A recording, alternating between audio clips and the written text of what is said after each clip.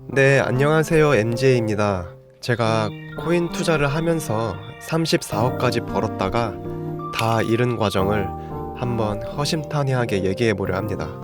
먼저 저는 2017년 3월에 비트코인이 144만 원일 때 처음으로 비트코인 현물 투자를 시작했는데요. 그 전에 우선 제가 어떤 과정을 거쳐왔는지 간략히 설명드리겠습니다. 때는 2010년, 제가 대학교 1학년 때였습니다. 저는 그때부터 그냥 돈을 많이 벌고 싶었어요. 그 막 페라리 막 이런 거 타고 다니고 한강뷰 아파트에 살고 그러고 싶은데 막상 대학교 졸업해서 대기업에 취직을 해도 월급으로는 절대 그런 생활을 할 수 없는 거예요. 그럼 뭘 해야 될까 고민하면서 찾아보니까 결국 부자가 되려면 사업을 하거나 투자를 해야 된다는 걸 알았죠. 그 중에서 대학생이었던 저는 지금 당장 시작할 수 있는 투자를 선택했고, 그때부터 주식을 공부하기 시작합니다. 여러 책들도 읽고 네이버 주식 카페 가입해서 자칭 고수라는 분들의 글도 읽어보고 혼자 HTS 켜서 종목 차트 분석해보고 그랬죠. 그런데 초보들이 가장 많이 착각하듯이 저도 실력을 키울 생각은 안 하고 그냥 시드만 크면 돈을 많이 벌 수 있을 거라고 생각한 거죠. 내가 지금 주식으로 돈을 못 버는 이유는 시드가 작아서다. 대학생이 돈이 어디 있겠어요. 그래서 주식 매매 실력을 늘릴 생각은 안 하고 무작정 투자금부터 늘릴 생각만 했던 거죠. 그러다 문득 고3 담임 선생님이 대학교 근처로 찾아와서 같이 점심을 먹었는데 갑자기 저에게 ROTC 학군단을 추천하는 거예요. ROTC는 대학교 전역 후에 장교로 군 생활을 하는 제도인데 대학교 3, 4학년 때 머리를 짧게 밀고 단복을 입으며 학교를 다녀야 했죠. 아니, 내가 고등학교 때 구렛나루 밀고 머리 짧게 하고 다녔는데 또 그렇게 대학 생활을 보내라고? 절대 빡빡이로 캠퍼스 낭만을 보낼 수는 없었어요. 응, 안 가? 근데 갑자기 월급 받으면서 군 생활을 할 수 있다고 하는 거예요.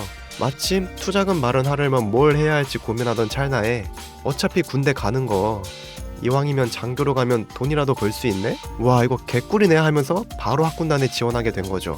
지금은 병사 월급도 높아졌고 핸드폰 사용도 가능하지만 저때 당시만 해도 병사 월급은 약 15만 원이었고 핸드폰 소지가 불가했거든요. 그런데 소위 월급은 150만 원에다 핸드폰 사용도 가능하니 어차피 군 생활 할 거 월급이라도 받으면서 하자. 그리고 폰으로 주식 매매해야지 하고 장교를 지원한 거죠. 그냥 미친놈이죠. 주식해서 돈 벌려고 장교를 지원했어요. 전역할 때쯤 보니까 월급을 차곡차곡 모아서 2천만 원 정도 모았던 것 같아요. 나름 전업 투자하겠다고 전역하자마자 모아놓은 돈으로 매일 아침 HTS 켜놓고 주식 데이 트레이딩을 하면서 생활하고 있었어요. 근데 그게 생각만큼 잘 안 되더라고요. 벌 때는 야금야금 버는데 잃을 때는 크게 한 방에 잃는 거예요. 초보라서 리스크 관리를 할 줄 몰랐던 거죠. 그래서 별 이상한 종목에 리스크 관리 안 하고 시드를 복리로 불리기 위해 몰빵 매매만 했던 거죠. 여러분, 복리의 마법 아시죠? 진짜 마법이 일어나더라고요. 이게 시드가 순식간에 복리로 사라지더라고요. 2천만 원이었던 돈이 300만 원밖에 안 남은 거예요. 와, 이거 뭐지 싶었죠. 그런데 마침 제가 자주 눈팅하던 네이버 주식 카페에서 어떤 분이 비트코인을 사라고 추천하시는 거예요. 우선 그분이 나름 주식 업계에서 꽤 유명한 사람이었어요. 그래서 그때 당시 저는 그분을 신뢰하고 있던 상태라 그냥 비트코인 무지성 묻지마 매수를 합니다. 비트코인의 투자 가치? 사실 저도 몰라요, 그런 거. 그냥 지금 사면 돈 벌 수 있다고 하니까 사본 거죠. 근데 빗썸에서 신용 거래가 가능했어요. 레버리지를 써서 제가 가지고 있는 현금보다 더 많은 금액의 비트코인을 구매할 수 있었죠. 이때도 그냥 뭐 가자 하면서 풀매수합니다. 왠지 기회일 것 같았거든요. 그렇게 300만 원이 600만 원 넘게 불려집니다. 그리고 이때 코인원 거래소 채팅방이 꽤 활발했거든요. 거기서 사람들 떠드는 거 눈팅하던 도중에 어떤 분이 코인 정보 공유방이라면서 카톡방 링크를 뿌리더라고요. 지금이야 이런 코인 관련 오픈 채팅방이 흔하지만 그때는 꽤 생소해서 한번 들어가 봤죠. 우선 이때가 2017년 5월 초라는 점을 기억해주세요. 코인 불장 시작 전입니다. 대부분의 사람들이 비트코인이 뭔지도 모르는 시기였어요. 아무튼 코인 불모지였던 그때 당시 카톡방에서는 다들 이미 코인이 꿀통이라는 걸 알고 있었고 다양한 정보들을 공유하기 시작했어요. 그때 처음 해외 거래소를 알게 됐죠. 비트렉스, 폴로닉스. 아실 분들은 아실 거예요. 저 시절엔 진짜 차트 몰라도 그냥 양봉 뜨고 떡상 시작하는 거 그대로 원숭이 마냥 고점 매수해도 내일이면 저의 매수 평단이 저점이 되는 그런 환상의 네버랜드였거든요. 자고 일어나면 돈이 복사가 됐어요. 뭐 많이 벌었다의 의미로 돈 복사가 아니라 진짜 말 그대로 돈이 복사가 되었다니까요. 그 드라마 종이의 집에서 돈 찍어내는 것 마냥 해외 거래소가 조폐국 그 자체였어요. 그리고 돈 벌기가 얼마나 쉬웠냐면 각 코인 개발자 대표 트위터들을 팔로우 해놔요. 그럼 그 대표들이 몇 월 며칠 몇 시에 본인이 만든 코인 관련 호재 발표를 하겠다는 식으로 미리 알려줘요. 그럼 일단 그 코인을 미리 사놔요. 그리고 호재 발표 시간이 되면 진짜 그냥 떡상을 하는데 그때 팔면 되는 거죠. 약간 펌핑방 느낌이죠. 이런 1차원적인 매매 방식이 너무나도 쉽게 먹히던 시절이었어요. 그냥 아무것도 몰라도 아무거나 사서 다음날 자고 일어나면 가격이 다 올라 있었죠. 하루에 몇백만 원씩 그냥 벌었어요. 그리고 해외 거래소 코인들을 보니까 가격이 아주 낮은 코인들이 보이더라고요. 가격이 사토시 단위로 표시됐었는데 가장 낮은 가격이 0.00000001 BTC, 즉 1사토시잖아요. 근데 가격이 1사토시인 코인은 바로 한 호가, 한 틱만 올라가도 2사토시가 되면서 가격이 바로 2배가 되거든요. 물론 그래서 그만큼 1사토시의 매수벽이 쌓여있고 2사토시의 매도벽이 쌓여있어서 1사토시에 매수하기도 힘들고 매수했다 하더라도 2사토시에 바로 매도하기가 힘든 상황이었죠. 하지만 어쨌든 1사토시든 2사토시든 매수만 되면 나중에 상승할 경우 그 상승분이 어마어마할 거라고 판단을 했어요. 왜냐면 이때 이런 류의 코인들이 펌핑이 왔었거든요. 레드코인이었나? 이거 유독 가격이 작은 코인들이 순환매하듯이 하나씩 펌핑이 나오더라고요.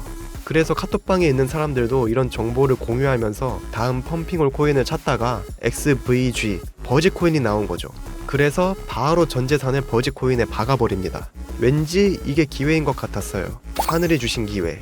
그리고 며칠 후에 가격이 계속 오르더라고요. 아주 낮은 가격에 샀기 때문에 가격이 한 호가 오를 때마다 그 상승폭이 아주 컸습니다. 제 기억에 아마 버지 평란이 5사토시였어요. 그러니까 한 호가만 가격이 올라도 5에서 6사토시가 되니까 20%가 오르는 거죠. 근데 이게 한 호가만 오르는 게 아니라 갑자기 계속 오르는 거예요. 70사토시를 넘어가니까 자산이 벌써 14배가 된 거죠. 정확히 기억하는데 제가 버지코인을 5천만 개 들고 있었거든요. 비트렉스 해외 거래소에서 들고 있던 거라 지갑 잔고를 누르면 제 총 자산이 얼마인지 원화도 아니고 달러도 아니고 BTC 단위로 나오거든요. 그래서 막상 제가 얼마가 있는지 모른 채 그냥 가격이 계속 오르니까 가만히 놔뒀죠. 그러다 한번 얼마일까 궁금해서 계산기 두드리면서 원화로 환산했더니 처음 보는 숫자가 나오는 거예요. 뭐야 이거? 얼마야? 1, 10, 100, 1000만, 10만, 100만, 1000만, 난생 처음 억이라는 숫자를 본 겁니다. 이게 진짜 1억이라고? 내가 1억이 있다고? 깜짝 놀라서 바로 현금화를 시도합니다. 27살인 그때의 저에겐 1억은 너무나도 큰 돈이었거든요. 버지코인 전량 매도하고 바로 리플로 바꿔서 국내 거래소로 보내는데 때마침 리플 코인에 김프가 4% 껴있어서 꽁으로 4% 시세 차익을 더 낼 수 있어서 좋아했던 기억이 나네요. 코인원으로 리플 코인을 보내고 지갑에 리플이 입금되자마자 바로 팔아서 현금화했습니다. 1억이라는 돈을 빨리 만져보고 싶었거든요. 여기 보시는 게 다 거래 내역이고요. 그리고 위에 보시면은 여기 입출금 내역도 이렇게 나오네요. 그렇게 1회 출금 제한 때문에 2천만원씩 총 5번 출금해서 제 통장에 1억이라는 숫자가 찍혔는데 기분이 엄청 막 신난다기보다는 그냥 뭐지 싶더라고요. 내 통장에 1억? 진짜 돈인가 싶어서 바로 그날 은행으로 달려갔어요.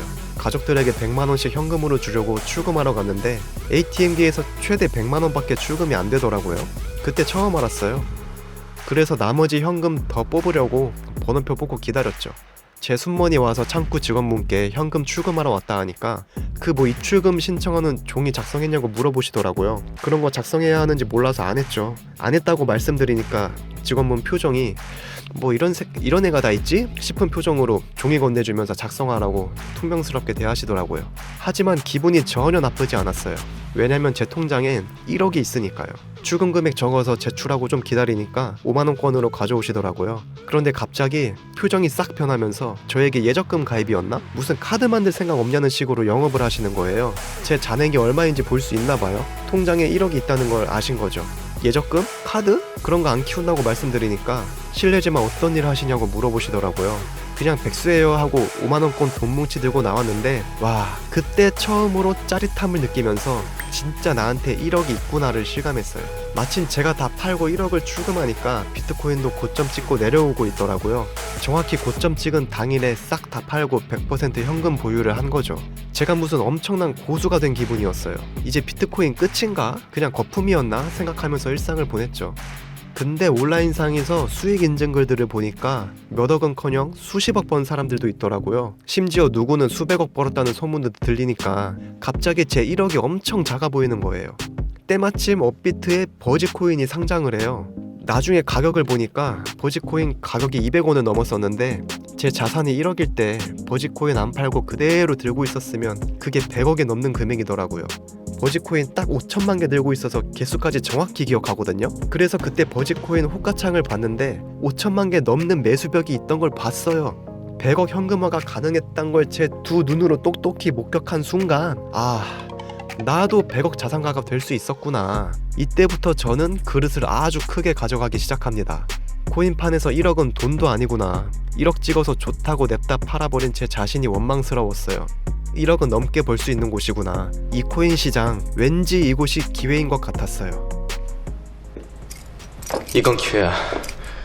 비트코인은 고점 찍고 떡락했지만 덕분에 코인 시장에 사람들이 관심을 갖기 시작했어요. 저 또한 다시 1억으로 10억을 만들기 위해 코인판에 기웃거리기 시작했죠. 그러다 카톡방에서 알트코인 하나를 추천해주는데 지금까지 그분 픽이 나름 좋았거든요. 그래서 이번엔 이거다 싶었죠. 왠지 이게 기회인 것 같았어요. 바로 1억을 박아버립니다. 알트코인이라서 시세가 금방금방 오르더라고요. 그렇게 2018년 1월 알트코인 하나로 자산가치 34억을 찍게 됩니다. 하지만 저는 한 개도 팔지 않았어요. 왜냐고요? 30억? 코인판에서 30억은 이제 겨우 시작이라고 생각했죠.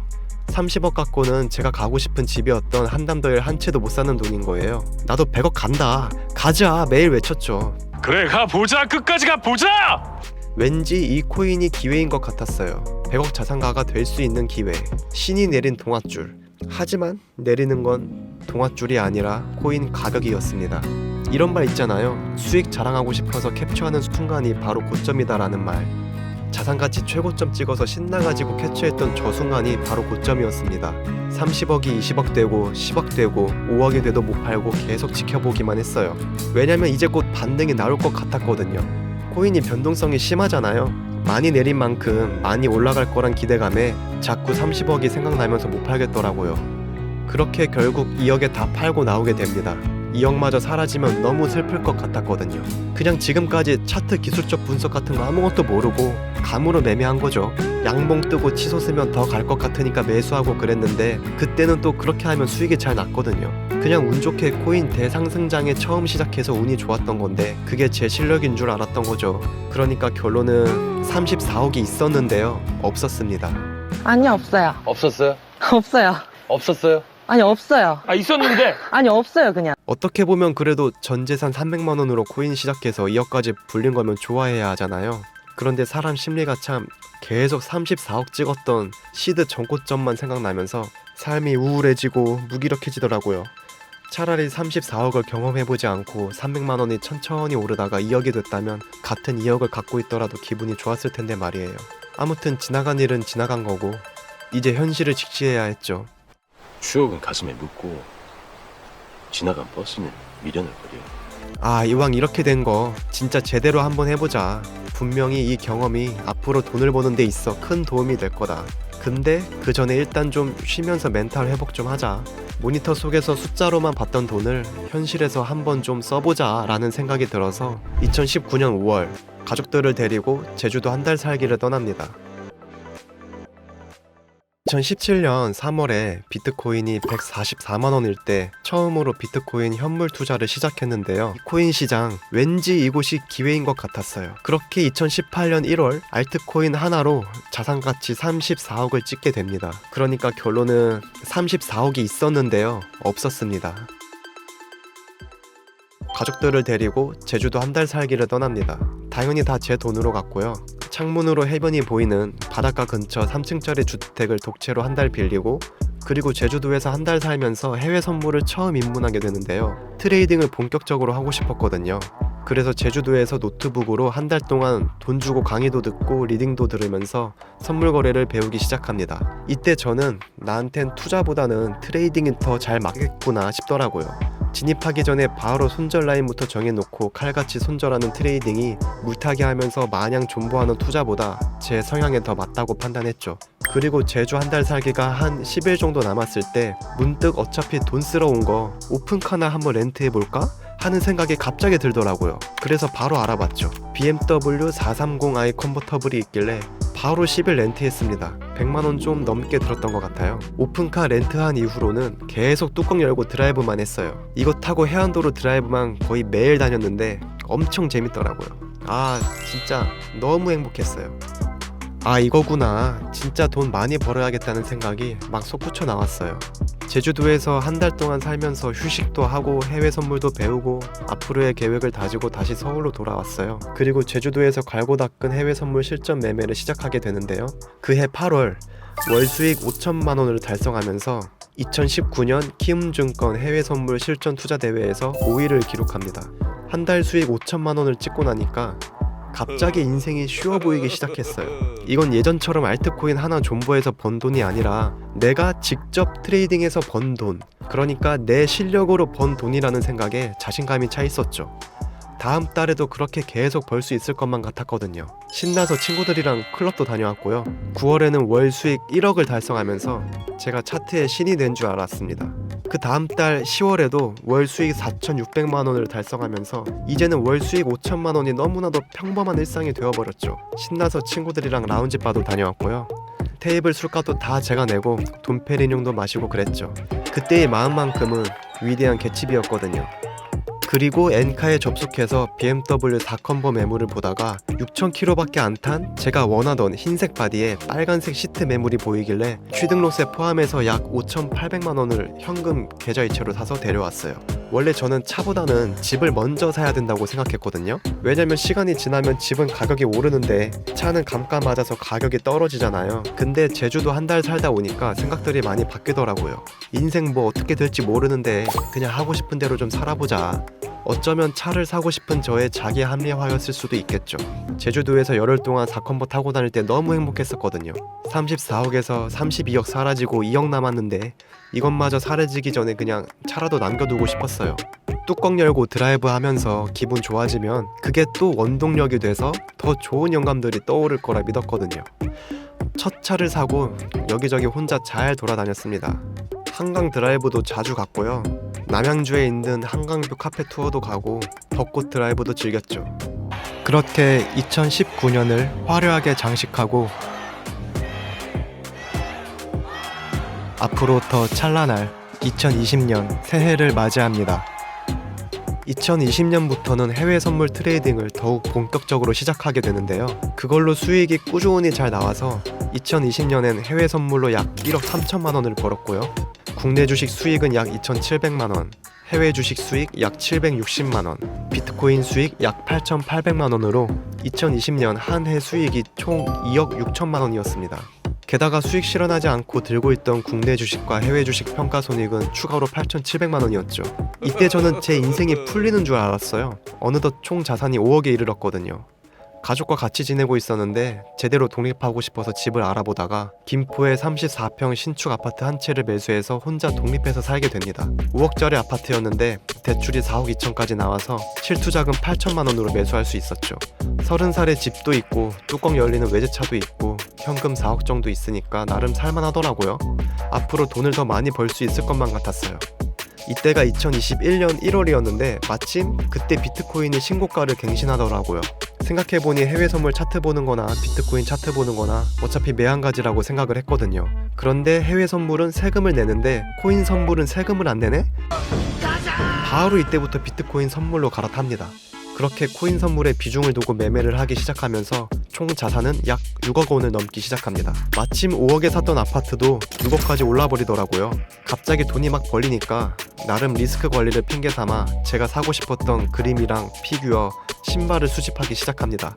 이런 거라도 사두면 나중에 돈을 다 잃더라도 어차피 이건 남으니까, 어차피 이런 것들도 시간이 지나면 가격이 오를 수 있기 때문에 나름 하나의 자산이라 생각하고 막 지른 거죠. K옥션에서 제가 갖고 싶은 그림들 경매로 낙찰받기도 했고요. 은행 가서 현금 4천만원 뽑아다가 카우스 피규어를 수집했습니다. 장식장에 진열도 했고요. 한정판 나이키 디올 조던 하이도 구매했고 오프화이트 시카고도 샀었죠. 신발장에 진열도 했고요. 뭐 그냥 이제 내가 경제적 자유를 달성한 줄 알았어요. 돈이 막 벌렸거든요. 앞으로도 계속 이렇게 잘 벌 수 있을 것 같았어요. 아니 그럴 거라 확신했어요. 남들은 출근해서 일하고 있을 시간에 혼자 집에서 안마의자에 가만히 앉아만 있어도 남들 연봉을 벌어버리니까 아주 개꿀 인생이었죠. 그런데 너무 삶에 안주해버린 탓일까요? 코인 불장이 찾아오니까 알트코인들이 펌핑에 나오면서 수십억을 한 방에 버는 사람들이 많이 나오는 거예요. 저는 원칙을 지키면서 선물 매매로 조금씩 수익을 내고 있는데 원칙도 없이 그냥 욕심 하나로 알트코인의 무지성 풀매수로 돈 복사하는 사람들을 보니까 이게 갑자기 억울하고 현타가 오는 거예요. 개나 소나 돈 버는 이런 불장에 선물만 고집하면서 매매하는 게 맞나? 라는 생각이 들면서 그냥 저도 이때다 싶어서 나도 어디 한번 불장에 몸을 맡겨보자란 마음으로 선물 때려치고 알트코인과 그때 당시 핫했던 NFT에 몰빵을 하게 돼요. 레버리지 느낌으로 신용대출에 카드론까지 받아서 올인을 했어요. 게다가 제가 샀던 아파트 가격이 1억이 올라서 주택담보대출 이외에 추가로 또 대출을 받을 수 있더라고요. 그래서 바로 아파트를 담보로 사업자 대출까지 끌어모아서 올인했습니다. 앵커 스테이킹이라고 있는데 거기에 넣어두면 이율이 은행 대출 이율보다 높아서 대출 안 받으면 손해라 생각했거든요. 게다가 이때 당시 비트코인 숏펀비가 높았던 상태라 1배 숏만 쳐놔도 은행 대출 이율 이상을 벌 수 있었거든요. 아무튼 왠지 이게 기회인 것 같았어요. 지금까지 기회인 것 같아서 몰빵만 하면 많이 벌었던 기억이 있거든요. 이번에도 될 것 같았어요. 어차피 화성 갈 거니까. 그렇게 저는 전 재산을 다 날리고 빚만 남게 되었습니다. 돈은 하나도 없는데 매달 갚아야 할 대출금이 600만 원이었어요. 이때 카드값을 못 내니까 카드사에서 빨리 돈 내놓으라고 전화가 오더라고요. 계속 문자에 전화해. 왜 그래요 진짜? 그런다고 지금 뭐 없는 돈이 나올까요? 야, 내가 줬대면 니들도 줬대는 건 마찬가지야. 나한테 돈 받고 싶으면 독촉 문자 말고 응원 문자를 보내. 씨발. 정말 앞이 안 보이고 막막하더라고요. 기회라고 생각했던 것은 그저 저의 착각이었고 헛된 희망회로였던 거죠. 남들이 얼마를 벌건 신경 끄고 그냥 제 갈 길을 갔어야 했는데 한 번에 쉽게 대박 내려는 욕심 때문에 한 번에 쉽게 다 날려버렸죠. 이제 위기에 처한 거죠. 그래서 탈출하기 위해 가진 것들을 모두 팔기 시작합니다. 제가 정말 아끼던 저의 첫 차였던 BMW 4컨버를 헤이 딜러에 보내게 됩니다. 저희 집 지하주차장에서 탁송기사분이 오셔서 시동 걸고 데려가는데 제 차가 떠나가는 뒷모습을 멍하니 바라보다가 그 자리에 주저앉았어요.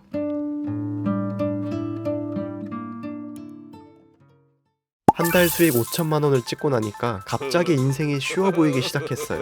어차피 화성 갈 거니까 몰빵을 하게 돼요. 그렇게 저는 전 재산을 다 날리고 빚만 남게 되었습니다.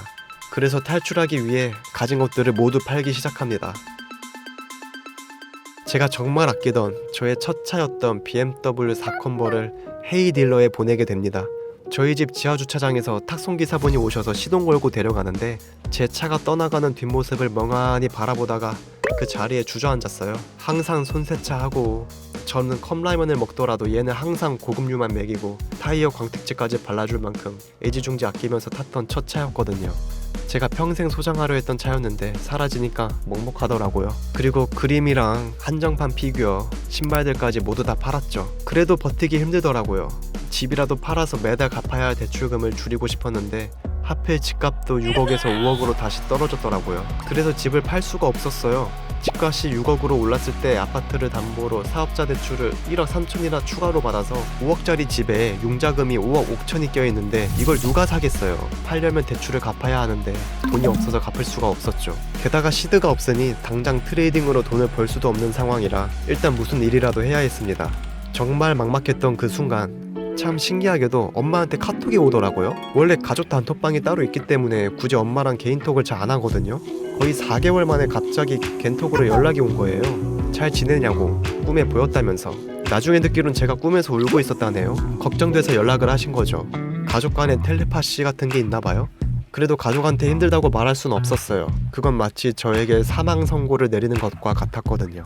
아들 혼자 기특하게 돈 잘 벌어서 가족들 용돈도 주고 집도 사고 차도 사고 혼자 독립해서 잘 살고 있을 거라 생각할 텐데 저 때문에 걱정하게 만들고 싶지가 않았어요. 저는 그냥 혼자서도 잘 지내는 아들이자 동생이자 오빠여야 했거든요. 그래서 차마 가족들에게 말할 수 없었어요. 그때 마침 삼성 반도체 평택 고덕 숙식 노가다가 뜨고 있더라고요. 아무것도 몰라도 가서 조공으로 일하면 한 달에 400에서 600만 원 정도 벌 수 있다고 하더라고요. 일단 이거라도 해야겠다는 생각으로 바로 숙식 노가다 자리를 알아봤죠. 근데 일하려면 건설 기초안전 보건교육 이수증이 필요하다네요. 하루 날 잡아서 5만 원 내고 교육 들으면 발급해준다길래 바로 신청했죠. 제가 이걸 12월 24일 크리스마스 이브 날 아침에 교육장 가서 교육 듣고 발급받았어요. 34평 신축 아파트에 혼자 살면서 뚜껑 열리는 외제차를 타고 다니던 제가 이제는 누군지도 모르는 여러 사람들과 한 방을 같이 쓰면서 안전화 신고 다닐 생각을 하니까 착잡했죠. 하지만 어쩌겠어요. 다 제가 벌인 일이고 제가 책임져야죠. 그런데 평택 숙식 노가다에 사람들이 너무 많이 몰리니까 막상 일자리를 찾아보면 구하기가 힘든 거예요. 그래서 우선은 집 근처 일반 현장 일부터 하기로 했죠. 그러던 찰나에 제가 명절 때도 가족들 얼굴 안 보고 가족들이 제 집으로 온다는데도 계속 오지 말라고 하니까 엄마도 다 눈치채신 거죠. 그래서 결국 가족들에게 저의 상황을 실토하게 되면서 가족들이 도와준 덕분에 집을 팔 수 있게 됩니다. 저희 가족이 뭐 잘 살거나 그런 게 아니거든요. 가족들도 다 힘들게 대출받고 끌어모은 돈으로 저를 도와주신 거예요. 저는 효자가 되고 싶었는데 결국 효놈이었던 거죠. 집 내놓은 지 얼마 안 지나서 운 좋게 매수자가 나타나 바로 계약서를 작성하고 이사 준비를 합니다. 집을 팔고 강릉 월세집으로 이사를 가서 유배당한 것 마냥 혼자 조용히 살아요. 강릉에서 속세와 단절된 느낌으로 그동안 못 읽은 책들도 읽으면서 다시 멘탈도 추스리고 마음을 가다듬었어요. 한편으로는 고민도 많이 했죠. 내가 지금까지 번 것은 다 운이었나? 내 트레이딩 방법이 잘못된 건가? 이 일을 계속 해야 되는 게 맞나? 지금이라도 다른 일을 알아봐야 하나? 나는 이게 적성에 맞다고 생각했는데 정말 지금까지 다 그냥 헛된 시간 낭비였던 걸까? 6개월간 강릉 바다 근처에 살면서 매일 해변 산책도 하고 서울에 있는 친구들도 놀러와서 같이 놀고 나름 많은 추억을 쌓으며 지냈습니다.